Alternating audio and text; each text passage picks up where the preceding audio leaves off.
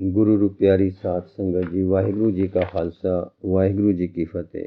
भाई साहब भाई वीर सिंह जी की एक अमोलक लिखत है जिसका सिरलेख है करामात डल्ला ते अमृत। आओ उसका अगला भाग सरवण करने की कोशिश करिए जी। इस भाग विच भाई डल्ला ये पुछता है कि जे असी करामात करनी चाहते हाँ तो अपने मन नूं किवें एकागर करिए। दूसरा एक होर संसा भी दसदा है कि गुरु जी ने लिखा है तेग सिद्धि तेग करामात ते दूजा वाक है गुरु जी दा बाजों सच्चे नाम दे होर करामात असां थे नाई। सो पुछदा है ये की गल है, जो शै त्रिग है वो गुरु साहब आप क्यों रखते हैं, जो शै गुरु जी आखदे हैं साढ़े पास नहीं वो फिर उन्हां पास है क्यों। सो इस गल का विस्तार अगले दो भागां विच है, इस हिस्से विच ते इस तो अगले हिस्से विच है। आओ प्यार नाल सरवण करने की कोशिश करिए जी। पिछले भाग में जो भाई डल्ले ने सवाल किया सी, आओ उसनूं फिर दोहरा दईए। डल्ला पर दसो ना जियो जी, सतगुर दे तारे जियो वो किकों एकागर हो जाते हैं, किकों बलवान होंदे हैं। अजमेर सिंह बई ये दो प्रकार है, एक जन्म तो दूजे साधन तो। जन्म तो ऐसे लोग बलवान मन वाले होंदे हैं कि हैरान कर देंदे हैं, पर ये लोग बड़े दुर्लभ हैं, कदे कदे हुंदे हैं। जो लोग चोटी दे बलवान मन वाले हैं वो महापुरख कहीदे हैं। जो जन्म तो ऐसे हैं उन्हां दे करतव समझ विच नहीं पैंदे। मेरा ईमान ये है कि वो रब दे घल्ले आउंदे हैं ते उन्हां दा मन रब नाल लगा रहिंदा है। जिस तरह तार दे एक सिरे तुणका दिओ तां धुन उपजदी है, पर वो तुणके दी तुनकार तार दे सिरे तक उस साज विच सारे जांदी है। सरोइयां तरबां विच जिवें जो साईं वालों आउंदा है ओदा मन रब्बी इच्छा शक्ति दी तुनकार दा अंतला सिरा हुंदा है। अर्थात जो रब दी इच्छा शक्ति है, चेष्टा या हरकत तां ओ करदी है, पर उसदी चुनकार इन्हां दे मन ते वजदी है। इन्हां दा मन फिर रब्बी बल दे करिश्मे दसदा है। रब दी इच्छा शक्ति नूं सतगुर ने रजा आख्या है। रजा दा बल इन्हां दे मन नूं बल देंदा है। डल्ला ये गुरु जी किस तरह होए। अजमेर सिंह रब्बी रौं वाले भी बल ते ज्ञान दी निर्मलता करके कई दर्जे दे हन। ये महाराज चोटी दे निर्मल ज्ञानी ते महाबली सूरे हन, जिन्हां दी इच्छा शक्ति साईं दी रजा नाल सुर होई है। डलिया कदे कोई सितार मध्यम डिठी है। डल्ला जी हाँ। अजमेर सिंह डिठी तां सब ने है, कदे ध्यान ला के डिठी है। डल्ला हाँ, एक दिन मिरासी ने मैनू दिखाया सी तमाशा। उसने वड्डी तार उत्ते जिस उत्ते मिणती दी उंगल रखदा है ते मिजराब वाली उंगल नाल तुणके मारदा है, उस दे उत्ते उंगल रख के तुणका दित्तो सो तां मैं की डिठा कि उसदी उंगल एक पित्तल दी सरी जही ते सी, जिसनूं ओ सुंदरी कहंदा सी। ਇਹੋ ਜਿਹੀਆਂ 21 ਜਾਂ 22 ਸਾਰੀ ਸਿਤਾਰ ਉੱਤੇ ਥੋੜੇ ਥੋੜੇ ਫਰਕ ਉੱਤੇ ਸਨ ਤੇ ਮੈਨੂੰ ਕਹਿਣ ਲੱਗਾ ਇਸ ਟਿਕਾਣੇ ਦਾ ਨਾਂ ਸਾਹ ਹੈ। ਤੇ ਫਿਰ ਜੋ ਹੋਇਠਾਂ ਨਿੱਕੀਆਂ ਤਾਰਾਂ ਸਨ ਮੈਨੂੰ ਕਹਿਣ ਲੱਗਾ ਇਹਨਾਂ ਦਾ ਨਾਂ ਤਰਬਾਂ ਹੈ। ਤੁਸੀਂ ਤਰਬਾਂ ਵੰਨੇ ਤੱਕੋ। ਜਾਂ ਮੈਂ ਨੀਝ ਲਾਈ ਧਿਆਨ ਨਾਲ ਤਦ ਮੈਂ ਕੀ ਡਿੱਠਾ ਕਿ ਉੱਪਰ ਮਰਾਸੀ ਤੁਣਕੇ ਤਾਂ ਪਿਆ ਦੇਂਦਾ ਹੈ ਬਾਜ਼ ਦੀ ਸੁਰ ਨੂੰ ਤੇ ਹੇਠਾਂ ਇੱਕ ਤਰਬ थरर थरर कंबदी पई है। मैं क्या ओए मिरासिया ये की जादू कीता ई, टुनकार किते मारना है, चरनाटा किते छेड़ना है। तब मिरासी बोलिया ये मेरी हथ चालाकी नहीं, रब्बी असूल है कि तुन जद किसे आसरे तो निकले तां उसे टिकाणे ओ जे खिचे होए टिकाणे नाल सुर होए थां थरर थरर करदे ते बल पैंदे हन। ये कुदरत दा नेम है। फिर मैं क्या ये जो तू तरबां दियां खूंटियां दे कन मरोड़दा है कास लई। कहण लगा इसे लई कि मैं तरबां नूं बाज दियां सुरां नाल सुर करदा हां। सुर करन दा अर्थ है दो तारां नूं इक्को आवाज़ कड्ढण दे टिकाणे दी खिच जिन्ना खिच देना। जदों दोहां नूं अड अड तुणका दिओ तद जो धुनी निकलेगी वो इक्को होवेगी। उदों असीं आखदे हां दोनों तारां एक सुर हन ते जदों ਇਹ ਇਕਸੁਰਤਾ ਹੋਵੇਗੀ ਤਦ ਅਸੀਂ ਇੱਕ ਨੂੰ ਤੁਣਕਾ ਦਿਆਂਗੇ ਤਾਂ ਦੂਜੀ ਆਪੇ ਉਹ ਆਵਾਜ਼ ਦੇਵੇਗੀ। ਇੱਥੋਂ ਤਾਈਂ ਕਿ ਅੱਖਾਂ ਨਾਲ ਵੇਖੋ ਤਾਂ ਕੰਬਦੀ ਥਰਰ ਥਰਰ ਕਰਦੀ ਦਿਸੇਗੀ। ਅਜਮੇਰ ਸਿੰਘ, ਸਾਈਂ ਜੀਵੀ, ਬਸ ਹੁਣ ਸਮਝ ਜਾਏਗਾ। ਰੱਬ ਨੂੰ ਮਿੱਥ ਲੈ ਕੇ ਉਸਦੀ ਮਰਜ਼ੀ, ਜਿਸਨੂੰ ਰਜ਼ਾ ਆਖਦੇ ਹਨ, ਇੱਕ ਬਾਜ਼ ਦੀ ਤਾਰ ਹੈ। ਮਿਣਤੀ ਅਰਥਾਤ ਗਿਆਨ ਤੇ ਖਿੱਚ, ਜਾਂ ਇਉਂ ਕਹੋ ਕਿ ਬਲ ਤੇ ਤੁਣਕਾ ਅਰਥਾਤ ਹੁਕਮ ਉਸੇ ਵਿੱਚ ਵਰਤਦੇ ਹਨ। ਤੇ ਇਧਰ ਕੋਈ ਮਨ ਹੈ ਮਨੁੱਖ ਦਾ ਜੋ ਤੂੰ ਮਿੱਥ ਲੈ ਕੇ ਤਰਬ ਹੈ। ਹੁਣ ਜੋ ਇਹ ਤਰਬ ਰਜ਼ਾ ਨਾਲ ਸੁਰ ਹੋਈ ਹੈ ਤਾਂ ਬੋਲੇਗੀ ਬਾਜ਼, ਪਰ ਨਾਲ ਬੋਲ ਪਏਗੀ ਇਹ ਤਰਬ। ਰਜ਼ਾ ਚਾਹੇਗੀ ਕਿ ਆ ਕੁਛ ਹੋਵੇ, ਤਦ ਰੱਬੀ ਸੁਰ ਨਾਲ ਸੁਰ ਹੋਏ ਮਨ ਦੀ ਇੱਛਾ ਸ਼ਕਤੀ ਨੂੰ ਹੋਵੇਗਾ ਗਿਆਨ ਕਿ ਆ ਕੁਛ ਹੋਣਾ ਹੈ, ਤੇ ਉਹ ਇੱਛਾ ਕਰੇਗਾ ਕਿ ਹੋਵੇ ਆ ਕੁਛ, ਤੇ ਉਹ ਕੁਛ ਹੋਵੇਗਾ ਜੋ ਰੱਬੀ ਰਜ਼ਾ ਵਿੱਚ ਸੀ। ਅਸੀਂ ਸਮਝਾਂਗੇ ਕਿ ਇਸਨੇ ਕੀਤਾ ਹੈ, ਤੇ ਅਸਲ ਵਿੱਚ ਹੈ ਇਹ ਕਿ ਉਸ ਦਾ ਮਨ ਸੁਰ ਹੈ ਕਾਦਰ ਯਾਨੀ ਅਨੰਤ ਦੇ ਮਨ ਨਾਲ। ਸੋ ਜੋ ਕਾਦਰ ਦੀ ਰਜ਼ਾ ਚਾਹੁੰਦੀ ਹੈ, ਸੋ ਕੁਛ ਉਸ ਦੀ ਮਰਜ਼ੀ, ਉਸ ਦੀ ਇੱਛਾ ਸ਼ਕਤੀ ਕਰਦੀ ਹੈ। ਅਸੀਂ ਆਖਦੇ ਹਾਂ ਕਿ ਇਸ ਦੀ ਕਰਾਮਾਤ ਹੈ, ਇਸ ਦੀ ਸਿੱਧੀ ਹੈ, ਇਸ ਦਾ ਮੁਅਜਜ਼ਾ ਹੈ, ਇਸ ਦਾ ਪਰਚਾ ਹੈ, ਪਰ ਹੈ ਉਹ ਤਾਰ ਦੀ ਧੁਨੀ, ਜਿਸ ਦੀ ਆਂਸ਼ ਦਿੱਤੀ ਹੈ ਸੁਰ ਹੋਈ ਤਰਬ ਨੇ। ਪਰ ਮੈਂ ਇਹ ਗੱਲ ਪਵਿੱਤਰ ਮਨਾਂ ਦੀ ਕੀਤੀ ਹੈ। ਰੱਬ ਦੀ ਆਰਾਧਨਾ ਵਾਲਿਆਂ ਦੀ, ਬਿਰਾਰਾਰਦਨ ਵਾਲਿਆਂ ਦੀ ਗੱਲ ਹੋਰਵੇਂ ਹੁੰਦੀ ਹੈ। ਡੱਲਾ, ਪਰ ਸੋਹਣਿਆ, ਜੇ ਕਦੇ ਤਰਬ ਬੋਲ ਪਵੇ ਤਾਂ ਕੀ ਉਸ ਦੀ ਇਕਸੁਰਤਾ ਬਾਜ਼ ਦੀ ਤਰ ਉਤੇ ਉਹ ਜਿਹਾ ਚਾਉ ਬਾਰੀਕ ਅਸਰ ਨਹੀਂ ਕਰਦੀ, ਤੇ ਉਹ ਸੁਰ ਨਹੀਂ ਬੋਲਦੀ? ਅਜਮੇਰ ਸਿੰਘ, ਜ਼ਰੂਰ ਕਰਦੀ ਹੈ। ਜਦੋਂ ਰੱਬ ਨਾਲ ਜੁੜੇ ਦਿਲ, ਇਕਸੁਰ ਹੋਏ ਮਨ ਕਦੇ ਕਿਸੇ ਅਤ ਮੇਰ ਆਦਿ ਦੇ ਘਰ ਵਿੱਚ ਕੁਝ ਚਾਹੁੰਦੇ ਹਨ ਤਾਂ ਸਾਈਂ ਮਿਹਰ ਨਾਲ ਭੁੱਖੜ ਹੁੰਦਾ ਹੈ। ਯਥਾ ਠਾਕੁਰ ਮੈਂ ਦਾਸ, ਦਾਸ ਮੈਂ ਸੋਏ, ਪ੍ਰਭ ਤੇ ਜਨ ਜਾਨੀ ਜੈ ਜਨ ਤੇ ਸੁਆਮੀ। ਡਲਿਆ, ਸਾਫ਼ ਹੈ ਕਿ ਹੋਰ ਸੌਖੀ ਕਰਕੇ ਆਖਾਂ? ਡੱਲਾ, ਸਾਫ਼ ਹੈ ਜੀ। ਠੰਡ ਪੈ ਗਈ, ਸੋਜੀ ਹੋ ਆਈ ਹੈ, ਪਰ ਨਾਲ ਤ੍ਰਿਸ਼ਨਾ ਹੋ ਆਈ ਹੈ ਕਿ ਮੈਂ ਕੀਟ ਕਿਕੂ ਐਸਾ ਹੋਵਾਂ। ਅਜਮੇਰ ਸਿੰਘ, ਡਰ ਨਹੀਂ, ਸੁਣ ਗੱਲਾਂ। ਆਕਾਸ਼ ਕੀ ਕੀਟਾ ਆਈ ਰੀਸ ਹੁੰਦਾ ਹੀ ਹੁੰਦਾ ਹੈ। ਇਸ ਦੇ ਦੋ ਹੀ ਰਸਤੇ ਹਨ। ਪਹਿਲਾ, ਨਾਨਕ ਨਦਰੀ ਪਾਈ ਹੈ ਕੂੜੀ ਕੂੜੈ ਠੀਸ, ਜਿਸ ਤਰ੍ਹਾਂ ਗੁਰੂ ਗੋਬਿੰਦ ਸਿੰਘ ਜੀ ਹਨ, ਇਹਨਾਂ ਨੇ ਨਦਰ ਤੋਂ ਪਾਈ ਹੈ। ਉਹ ਸਾਈਂ ਨਾਲ ਜਨਮ ਤੋਂ ਪਹਿਲਾਂ ਤੋਂ ਇੱਕ ਸਵਰ ਹਨ। ਜੈਸੇ ਗੁਰੂ ਜੀ ਨੇ ਆਪ ਦੱਸਿਆ ਹੈ, ਚੁਭੀ ਰਹੀ ਸੁਰਤ ਪ੍ਰਭ ਚਰਨਨ ਮੈਂ। ਇਹ ਨਹੀਂ ਪਤਾ ਉਹਨਾਂ ਤੇ ਮਿਹਰ ਕਿਉਂ ਹੈ, ਤੇ ਮਿਹਰ ਦਾ ਕਾਰਨ ਲੱਭੇ ਹੀ ਕਿਸ ਤਰ੍ਹਾਂ। ਬਸ ਹੈ ਜਾਣਨਾ ਕਿ ਉਹ ਮਿਹਰ ਪਾਤਰ ਹਨ। ਇਸੇ ਕਰਕੇ ਪੰਚਮ ਗੁਰੂ ਜੀ ਨੇ ਗੁਰੂ ਨਾਨਕ ਦੇਵ ਤੇ ਉਹਨਾਂ ਦੇ ਕਾਇਆ ਪਲਟੇ ਸਤਿਗੁਰਾਂ ਲਈ ਇਹ ਵਾਕ ਕਹੇ ਹਨ, ਜਨਮ ਮਰਨ ਦੋਹੂ ਮੈਂ ਨਾਹੀ, ਜਨ ਪਰਉਪਕਾਰੀ ਆਏ, ਜੀ ਦਾਨ ਦੇ ਭਗਤੀ ਲਾਇਨ ਹਰ ਸਿਉ ਲੈਣ ਮਿਲਾਏ। ਡੱਲਾ, ਹੋਰ ਵੀ ਕਿਸੇ ਪਾਈ ਹੈ ਇਸ ਤਰ੍ਹਾਂ? ਅਜਮੇਰ ਸਿੰਘ, ਬਹੁਤਿਆਂ ਪਾਈ, ਪਰ ਦਰਜੇ ਦਰਜੇਵਾਰ। ਪੂਰਨ ਤੌਰ ਤੇ ਪਾਈ ਹੈ ਇਹਨਾਂ 10 ਸਤਿਗੁਰਾਂ ਨੇ। ਇਹਨਾਂ 10 ਵਿੱਚ ਤੇ ਹੋਰਨਾਂ ਵਿੱਚ ਫਰਕ ਘੱਟ ਹੈ ਪਾਉਣ ਵਿੱਚ। ਫਰਕ ਤਾਂ ਹੈ ਪੂਰਨਤਾਈ ਵਿੱਚ। ਡੱਲਾ, ਤਾਂ ਇੱਕ ਤਾਂ ਹੋਈ ਨਾ ਜਨਮ ਤੋਂ ਪ੍ਰਾਪਤ, ਜਿਸ ਦੇ ਅਸੀਂ ਜਾਣੂ ਨਹੀਂ, ਤੇ ਦੂਜਾ। ਅਜਮੇਰ ਸਿੰਘ, ਦੂਜੀ ਮਿਹਨਤ ਨਾਲ, ਘਾਲ ਨਾਲ, ਮੁਸ਼ੱਕਤ ਨਾਲ। ਡੱਲਾ, ਕਿਵੇਂ? ਅਜਮੇਰ ਸਿੰਘ, ਇੱਕ ਦੂ ਜੀਬੋ ਲੱਖ ਹੋਏ, ਲੱਖ ਹੋਵੇ ਲੱਖ 20, ਲੱਖ ਲੱਖ ਗੇੜਾ ਆਖੀਐ ਏਕ ਨਾਮ ਜਗਦੀਸ਼। ਇਹ ਤਰ੍ਹਾਂ ਪਤ ਪੌੜੀਆਂ ਚੜੀਐ ਹੋਏ 21। ਇਹ ਪਤ ਦੀਆਂ ਪੌੜੀਆਂ ਹਨ। ਇਹਨਾਂ ਨਾਲ ਇੱਕ ਈਸ ਯਾਨੀ ਈਸ਼ਵਰ ਨਾਲ, ਕੁਦਰਤ ਦੇ ਕਾਦਰ ਨਾਲ, ਜਿਸ ਦਾ ਨਾਮ ਈਸ਼ਵਰ ਹੈ, ਇੱਕ ਸੁਰ ਹੋਈਦਾ ਹੈ। ਉਹ ਤਰੀਕਾ ਹੈ ਇਸ ਇੱਕ ਜੀਬ ਨੂੰ ਲੱਖ ਜੀਬ ਕਰਨਾ, ਤੇ ਫਿਰ ਸਾਈਂ ਦਾ ਨਾਮ ਸਿਮਰਨਾ, ਤੇ ਫਿਰ ਇੱਕ ਗੇੜ ਵਿੱਚ ਲੱਖ ਗੇੜ ਦੇਣਾ। ਡੱਲਾ, ਮੈਂ ਅਜੇ ਨਹੀਂ ਸਮਝਿਆ। ਅਜਮੇਰ ਸਿੰਘ, ਪਰਮੇਸ਼ਰ ਦਾ ਨਾਮ ਜਪਣਾ। ਨਾਮ ਜਪਣ ਦੇ ਉਹ ਅਰਥ ਹਨ ਜੋ ਮਿਰਾਸੀ ਨੇ ਤੈਨੂੰ ਤਰਬ ਦਿਖਾ ਕੇ ਕਿਹਾ ਸੀ। ਧਿਆਨ ਕਰ, ਲਾ ਧਿਆਨ, ਜਮਾ ਧਿਆਨ, ਫਿਰ ਤੂੰ ਵੇਖੇਂਗਾ ਕਿ ਤਰਬ ਆਂਸ਼ ਦੇਂਦੀ ਹੈ। ਨਾਮ ਜਪਦਿਆਂ ਧਿਆਨ ਜਮਦਾ ਹੈ ਕਾਦਰ ਉਤੇ। ਜਮਦਾ ਜਮਦਾ ਧਿਆਨ ਪਿਆਰ ਵਿੱਚ ਜਾਂਦਾ ਹੈ। ਪਿਆਰ ਨਾਲ ਮਨ ਸੁਰ ਹੋ ਜਾਂਦਾ ਹੈ ਕਾਦਰ ਨਾਲ।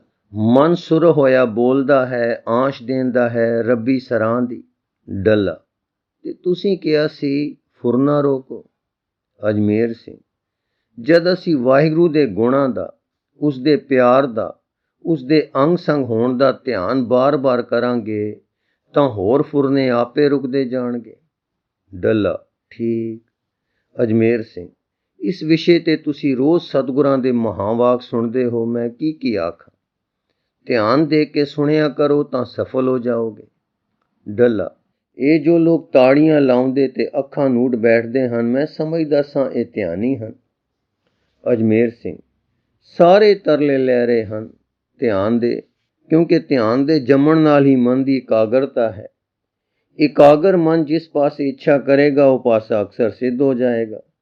ਇਸੇ ਨੂੰ ਸਿੱਧੀ, ਇਸੇ ਨੂੰ ਕਰਾਮਾਤ ਵੀ ਆਖਦੇ ਹਨ। ਸਾਡਾ ਮਨ ਜੋ ਸਾਧਾਰਨ ਮਨ ਹੈ, ਕੁਦਰਤੀ ਤੌਰ ਤੇ ਇੰਨਾ ਬਲ ਰੱਖਦਾ ਹੈ ਕਿ ਅੱਖਾਂ ਖੋਲ ਲਵੇ ਤੇ ਮੀਟ ਲਵੇ। ਪਰ ਇਸ ਤੋਂ ਵਧੇਕ ਕੁਦਰਤ ਤੇ ਹਾਵੀ ਹੋਣ ਵਾਸਤੇ ਇਕਾਗਰਤਾ ਦੇ ਕਿਸੇ ਅਭਿਆਸ ਦੀ ਲੋੜ ਹੈ। ਜਿੰਨਾ ਕੋਈ ਮਨ ਨੂੰ ਇਕਾਗਰ ਕਰ ਲਊ, ਉਨਾ ਉਹ ਬਲਵਾਨ ਹੋਊ। ਜੋਗੀ ਲੋਕ ਕਲਿਆਣ ਲਈ ਸਹੀ, ਪਰ ਸਿੱਧੀਆਂ ਦੀ ਖਾਤਰ ਕਈ ਸਾਧਨ ਕਰਦੇ ਹਨ। ਡੱਲਾ, ਮੈਨੂੰ ਇੱਕ ਗੱਲ ਸਮਝਾਓ। ਤੁਸੀਂ ਆਖਸੋ ਜੰਗਲ ਦਾ ਰਹਿਣ ਵਾਲਾ ਇੰਨਾ ਸਤਸੰਗ ਕਰਕੇ ਤੇ ਆਕਾਸ਼ ਤੱਕ ਖਿਆਲ ਦੀ ਉਡਾਰੀ ਲੈ ਕੇ ਫਿਰ ਹੇਠਾਂ ਸੰਸੇ ਦੀ ਉਜਾੜ ਵਿੱਚ ਆ ਪਿਆ ਹੈ, ਪਰ ਇੱਕੋ ਵੇਰ ਪਾਰ ਕਰ ਦਿਓ ਸੰਸੇ ਤੋਂ।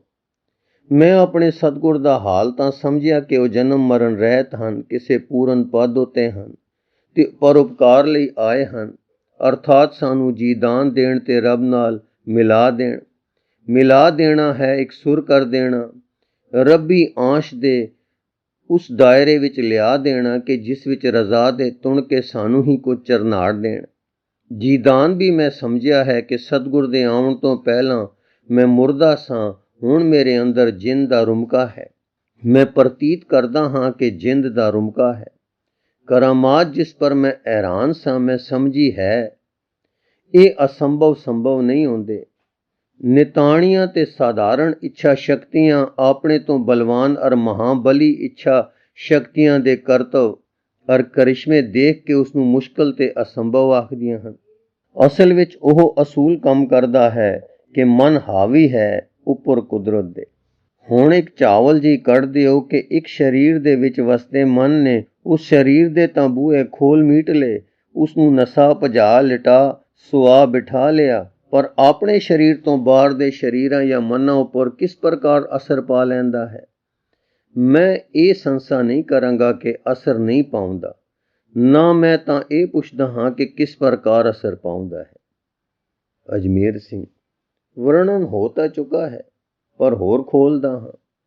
ਜਦੋਂ ਗੱਡੀ ਹਾਕਣੀ ਹੋਵੇ ਜਾਂ ਕੋਈ ਭਾਰ ਦੀ ਪੰਡ ਕਿਤੇ ਪਹੁੰਚਾਉਣੀ ਹੋਵੇ, ਤਦ ਹਾਕਣ ਤੇ ਚਾਉਣ ਵਾਲਾ ਸਰੀਰ ਨਾਲ ਜਾਂਦਾ ਹੈ। ਇਹ ਹੈ ਨਾ ਸਰੀਰ ਦੀ ਤਾਕਤ ਦਾ ਨਿਯਮ। ਪਰ ਤੁਸਾਂ ਡਿੱਠਾ ਹੋ ਕਿ ਜਦੋਂ ਹੱਥ ਨੇ ਰੋੜ ਦਿੱਤਾ ਖਿੱਦੂ, ਤਦ ਸਰੀਰ ਬੈਠਾ ਰਿਹਾ ਆਪਣੇ ਟਿਕਾਣੇ, ਪਰ ਖਿੱਦੂ ਪਹੁੰਚ ਗਿਆ ਦੂਰ ਟਿਕਾਣੇ। ਸਰੀਰ ਖਿੱਦੂ ਦੇ ਨਾਲ ਨਹੀਂ ਗਿਆ। ਸੋ ਇਹ ਵੀ ਤੁਸਾਂ ਡਿੱਠਾ ਕਿ ਇਸੇ ਸਰੀਰਕ ਤਾਕਤ ਦਾ ਹੈ ਇਹ ਵੀ ਨਿਯਮ। ਭੁਲੇਵਾ ਨਾ ਪਵੇ। ਖਿੱਦੂ ਨੂੰ ਐਨੀ ਦੂਰ ਪਹੁੰਚਾਉਣਾ ਹੈ, ਖਿੱਦੂ ਨੂੰ ਜ਼ਰੂਰ ਪਹੁੰਚਾਉਣਾ ਹੈ। ਖਿੱਦੂ ਨੂੰ ਹੱਥ ਨਾਲ ਚੁੱਕ ਕੇ ਨਹੀਂ ਪਹੁੰਚਾਉਣਾ, ਬੈਠੇ ਬਿਠਾਏ ਪਹੁੰਚਾਉਣਾ ਹੈ। ਇਹ ਤਾਂ ਹੈ ਮਨ ਦੇ ਕੰਮ ਤੇ ਇੱਛਾ ਸ਼ਕਤੀ ਦੇ ਕਰਤੱਵ। ਪਰ ਜੋ ਰੇੜਾ ਦਿੱਤਾ ਹੈ ਸੋ ਹੱਥ ਨੇ, ਤੇ ਜੋ ਤਾਕਤ ਦਿੱਤੀ ਹੈ ਇੱਛਾ ਸ਼ਕਤੀ ਦੇ ਤਾਬੇ ਸੋ ਹੱਥ ਨੇ। ਇਹ ਸਾਫ਼ ਸਮਝਦੇ ਹੋ ਨਾ? ਡੱਲਾ, ਜੀ ਹਾਂ। ਅਜਮੇਰ ਸਿੰਘ, ਲਓ ਹੁਣ ਵਿਚਾਰ ਕਰੋ ਕਿ ਸਰੀਰੀ ਤਾਕਤ ਦਾ ਇੱਕ ਨਿਯਮ ਹੋਰ ਸਿੱਧ ਹੋਇਆ ਕਿ ਖਾਸ ਹਾਲਤਾਂ ਵਿੱਚ ਆਪ ਇੱਕ ਟਿਕਾਣੇ ਬੈਠ ਕੇ ਇੱਕ ਸ਼ੈ ਨੂੰ ਦੂਰ ਪਹੁੰਚਾ ਸਕਦੀ ਹੈ। ਜਦੋਂ ਖਿੱਦੂ ਹੱਥੋਂ ਨਿਕਲ ਚੁੱਕਾ ਹੈ, ਸਰੀਰ ਦੀ ਤਾਕਤ ਜੋ ਇਸ ਨੂੰ ਮਿਲ ਚੁੱਕੀ ਹੈ ਅੱਗੇ ਕੰਮ ਕਰ ਰਹੀ ਹੈ। ਇਸੇ ਤਰ੍ਹਾਂ ਇੱਛਾ ਸ਼ਕਤੀ ਵਿੱਚ ਇੱਕ ਨਿਯਮ ਹੈ ਕਿ ਜਿਸ ਸਰੀਰ ਵਿੱਚ ਬੈਠੀ ਹੈ ਉਸ ਤੇ ਹਾਵੀ ਹੈ ਤੇ ਉਸ ਨੂੰ ਸੰਭਾਲਦੀ ਫੇਰਦੀ ਹੈ। ਪਰ ਦੂਸਰੀ ਤਾਕਤ ਉਸ ਵਿੱਚ ਇਹ ਵੀ ਹੈ ਕਿ ਸਰੀਰ ਤੋਂ ਬਾਹਰ ਵੀ ਅਸਰ ਪਾ ਲਵੇ। ਡੱਲਾ, ਸਾਈਂ ਜੀਵੀ, ਇਹੋ ਮੁਸ਼ਕਲ ਹੱਲ ਕਰੋ ਨਾ। ਅਜਮੇਰ ਸਿੰਘ, ਤੁਹਾਨੂੰ ਯਾਦ ਹੈ ਕਿ ਗੱਲਾਂ ਕਰਦੇ ਤੁਸੀਂ ਦੱਸ ਆਏ ਸੋ ਕਿ ਤੁਸੀਂ ਇੱਕ ਦਿਨ ਕਿਸੇ ਨੂੰ ਕਿਸੇ ਨਵੇਂ ਟਿਕਾਣੇ ਜਿਸ ਦਾ ਘੋੜਾ ਜਾਣੂ ਨਹੀਂ ਸੀ, ਘੋੜੇ ਚੜ੍ਹ ਕੇ ਮਿਲਣ ਗਏ ਸੇ। ਜਿਸ ਨੂੰ ਮਿਲਣਾ ਸੀ ਉਸ ਦੇ ਮਿਲਣ ਦੀ ਤਾਂਘ ਵਿੱਚ ਤੁਸੀਂ ਐਨੇ ਲੀਨ ਸੌ ਕਿ ਮੋੜ ਤੇ जाके घोड़े दी रास मोड़नी भी भुल गए सो, पर घोड़ा आपे मुड़ पिया सी। सो गल की सी, तुहाडे मन दी इच्छा शक्ति ने घोड़े दे मन ते हावी हो के उसनू मोड़ लिया। तुहाडे हाथां ने रास नहीं मोड़ी, शरीरक करतव नहीं होया, पर घोड़ा मुड़ पिया। दसो कौन है तुसी जिसने घोड़े नू मोड़िया? तुहाडा मन आपे घोड़े दे मन नू मोड़ रिया सी, घोड़े ने तुहाडे मन दी शक्ति दे अगे मोड़ा खादा। डल्ला साह लै के, ठीक है। अजमेर सिंह, कदे ऐसा होया है कि तुसी परदेस गए हो, फिर घर परते हो, घर सुनेहा नहीं घलिया कि मैं आ रहा हां? जद घर आए हो सारियां नारां पुत्तर नौकर सुते पे हन, पर एक निक्की वोटी बारी विच बैठी रस्ता तक रही है। दीवा बारी दे बार दे जाले विच रस्ते ते चानना पा रहा है। तुसां लई प्रसाद पानी पलंग तैयार है। तुसां पुज के हैरान हो के पूछया कि भागवाने, तैनू किस तरह पता सी कि मैं अज रात अपड़ना है? तां अग्गों उत्तर मिलिया होवे कि अज आ मुहारे मेरा दिल कहंदा सी कि तुसीं आओगे। मैं बथेरा आखदी सां वहम है, पर मन चंद्रा घड़ी मुड़ी कहंदा सी नहीं आ रहे हन। देखो मन भागे भरिया सच्चा निकलिया। डल्ला, इस तरह तां एक तो वधीक वार होया है। अजमेर सिंह, एक गल होर जरूर होई हो, जिको तुसां दे अत प्यार विच वोटी खिची पई सी, तुसीं भी उस दिन घोड़े ते चढ़े घर मुड़ आउंदे उसे दे प्यार विच बहुत खिचे होए आ रहे सी। मन मुड़ मुड़ उसे दे प्यार विच रोड़े विच आ रुड़दा सी ते तीव्रता हुंदी सी कि उड़ के पहुंचा। कई वेर वोटी दी सूरत अखां अगे लंघदी हो, कई वेर प्यार नाल चरनाहट छिड़ जांदी हो। डल्ला, ठीक है। अजमेर सिंह, सो फिर समझ लो कि तुहाडे मन दा भाव तुहाडे शरीर तो बाहर ते दूर बैठी इस्त्री दे मन ते तुहाडे पहुंचण दा पता दे रिहा सी। तुहाडी इच्छा शक्ति तुहाडे शरीर तो बाहर काम कर रही सी, पर असर किस वेले पा सकी? जिस वेले के तुहाडा ते तुहाडी इस्त्री दा मन एक चरण विच आए, अर्थात दोनों मन प्यार दी बहुलता विच एक चरनाहट विच आ गए। इस दा कारण ख्याल करो होया कि दोहां दे ध्यान ने परस्पर लग के दोहां मनां विच एक चरनाहट छेड़ी, सो असर पै गया। तुहाडी इच्छा शक्ति दा ते अगम वाच लिया तुहाडी इस्त्री ने। हुण ਇਹ ਸੰਭਵ ਸੀ ਪਰ ਪਿਆਰ ਨਾਲ, ਹਾਂ ਧਿਆਨ ਵਿੱਚ ਜੁੜ ਗਏ ਮਨਾਂ ਲਈ। ਇਹ ਅਸੰਭਵ ਹੈ ਖਿੰਡੇ ਤੇ ਕਦੇ ਨਾ ਜੁੜੇ ਮਨਾਂ ਲਈ। ਜੋ ਮਨ ਪਰਸਪਰ ਜੁੜਦੇ ਹਨ, ਚਾਹੋ ਕਦੇ ਤੇ ਕਿਵੇਂ ਜੁੜਨ, ਉਹ ਇੱਕ ਦੂਜੇ ਤੇ ਅਸਰ ਪਾਉਂਦੇ ਹਨ। ਜੋ ਮਨ ਕੁਦਰਤ ਦੇ ਮਹਾਨ ਤੇ ਸਾਂਝੇ ਮਨ ਯਾਨੀ ਕਾਦਰ ਨਾਲ ਜੁੜਦੇ ਹਨ, ਉਹ ਜੁੜੇ ਹਨ ਸਾਰੇ ਬ੍ਰਹਿਮੰਡ ਦੇ ਮਨਾਂ ਨਾਲ ਤੇ ਜੁੜਨ ਦੀ ਸ਼ਕਤੀ ਅਨੁਸਾਰ ਅਸਰ ਪਾਉਂਦੇ ਹਨ ਸਾਰੇ ਮਨਾਂ ਤੇ, ਸਾਰੀ ਕੁਦਰਤ ਉੱਤੇ। ਜੇ ਤੁਸੀਂ ਚਾਹੋ ਕਿ ਹਾਵੀ ਹੋ ਜਾਵੇ ਸ਼ਕਤੀ ਵਿੱਚ, ਤਾਂ ਸਾਧਨ ਕਰੋ ਇਕਾਗਰਤਾ ਦੇ।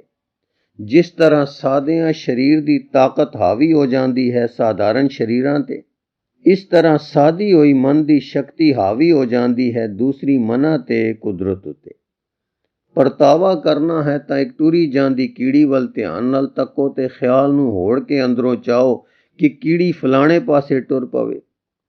ਤੁਸੀਂ ਕੀ ਤੱਕੋਗੇ ਕਿ ਜਿਸ ਕੀੜੀ ਨੂੰ ਤੁਹਾਡੀ ਸਰੀਰ ਦੀ ਇੱਕ ਉਂਗਲ ਮਲ ਸਕਦੀ ਹੈ, ਉਹ ਆਪਣੇ ਰਾਹੇ ਟੁਰਦੀ ਹੈ ਤੇ ਤੁਹਾਡੇ ਮਨ ਦੀ ਸ਼ਕਤੀ ਅੱਗੇ ਨਹੀਂ ਝੁਕਦੀ। ਪਰ ਜੇ ਤੁਸੀਂ ਹਰ ਰੋਜ਼ ਇਹ ਅਭਿਆਸ ਕਰੋ ਤਾਂ ਕੁਝ ਦਿਨ ਬਾਅਦ ਕੀੜੀ ਤੁਹਾਡੀ ਮਨ ਦੀ ਹਰਕਤ ਦੇ ਮਗਰ ਟੁਰੇਗੀ। ਤੁਸੀਂ ਦੋ ਜਾਓ ਵੱਖੋ ਵੱਖ ਠੀਕਰੀਆਂ ਵਿੱਚ ਬੀਜੋ। ਉਗ ਪਿਆਂ ਤੇ ਇੱਕ ਵੱਲ ਤੱਕੋ ਹੀ ਨਾ ਤੇ ਦੂਸਰੇ ਨੂੰ ਇੱਕ ਘੜੀ ਰੋਜ਼ ਬੈਠ ਕੇ ਉੱਚੀ ਉੱਚੀ ਆਖੋ ਛੇਤੀ ਵੱਧ। ਤੁਸੀਂ 10-20 ਦਿਨ ਬਾਅਦ ਕੀ ਦੇਖੋਗੇ ਕਿ ਦੂਸਰਾ ਅਰਥਾਤ ਤੁਹਾਡਾ ਧਿਆਨ ਲੈਣ ਵਾਲਾ ਜਾਂ ਪਹਿਲੇ ਤੋਂ ਕਿਤੇ ਵਧੇਕ ਵੱਧ ਗਿਆ ਹੈ। ਘਾਹ ਦੇ ਤੀਲੇ ਤੇ ਕੀੜੀ ਕੀ, ਮੈਂ ਹਾਥੀਆਂ ਨੂੰ ਮਨੁੱਖ ਦੀ ਮਰਜ਼ੀ ਦੇ ਮਗਰ ਟੁਰਦੇ ਡਿੱਠਾ ਹੈ। ਅਭਿਆਸ ਵਾਲੇ ਪੁਰਖਾਂ ਦੀ ਇੱਛਾ ਸ਼ਕਤੀ ਦੇ ਅੱਗੇ ਸ਼ੇਰਾਂ ਦੇ ਮਨ ਚੌਕੇ ਹਨ। ਰੋਗੀ ਰਾਜ਼ੀ ਹੋਏ ਹਨ ਤੇ ਬਿਪਤਾ ਦੂਰ ਹੋਈਆਂ ਹਨ। ਡੱਲਾ, ਹੁਣ ਮੇਰੀ ਨਿਸ਼ਾ ਖਾਤਰ ਹੋ ਗਈ ਹੈ। ਇੱਕ ਸੰਸੇ ਦਾ ਰੇਤ ਕਿਣਕਾ ਰੜਕਦਾ ਹੈ, ਉਹ ਕੱਢ ਦਿਓ। ਢੇਰ ਤੁਹਾਨੂੰ ਬਹੁਤ ਲੱਗ ਚੁੱਕੀ ਹੈ, ਸੋ ਮੈਂ ਥੋੜੇ ਵਿੱਚ ਆਖਦਾ ਹਾਂ। ਲਿਖਿਆ ਹੈ, ਧਿਗ ਸਿੱਧੀ ਧਿਗ ਕਰਾਮਾਤ।